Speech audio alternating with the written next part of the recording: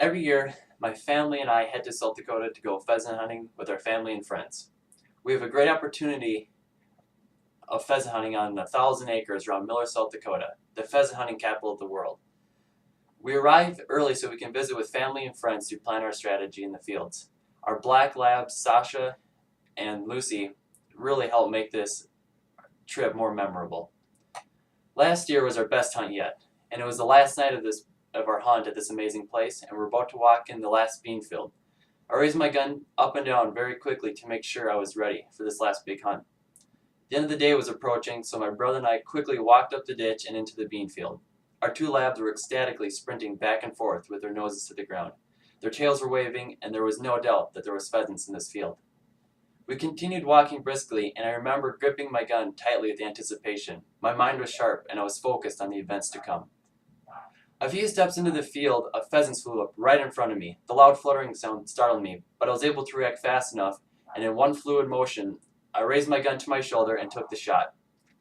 Though the bird looked black in the silhouette of the sun, I identified it as being a rooster by its long tail feathers and a sharp cackle that it made.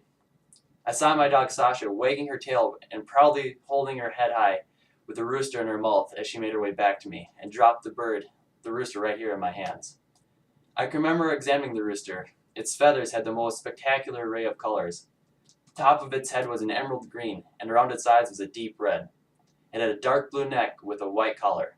The rooster's chest and upper back was covered with an arrangement of reddish gold color with black speckles. Its tail was a light brown striped with black lines. It truly was a beautiful bird. I can remember putting the bird in my vest pouch and looking at my brother. I started to laugh because I knew that he had his gun up long before I did, and I had a slow reaction, but he still let me have the shot. We both looked back and saw that we weren't but 10 yards into the field already, and we already got a pheasant. We knew this was going to be a great field. So we continued to push through the field when we were nearly at its end, and we noticed that our dog's tail were waving even more ecstatically. They were moving at a very quick pace through the bean rows between my brother and I. A rooster jumped up, my brother took a shot and dropped it. As soon as he shot, hundreds of pheasants erupted from the field. He shot again, knocking down another bird. We both got it back into position and took a few steps forward when the field exploded like a stick of dynamite with birds. Hundreds of birds were getting up in front of us. I walked over to my brother, knowing that we just got our limit, and we both watched in awe as hundreds and hundreds of birds flew from field to field in the red sunset.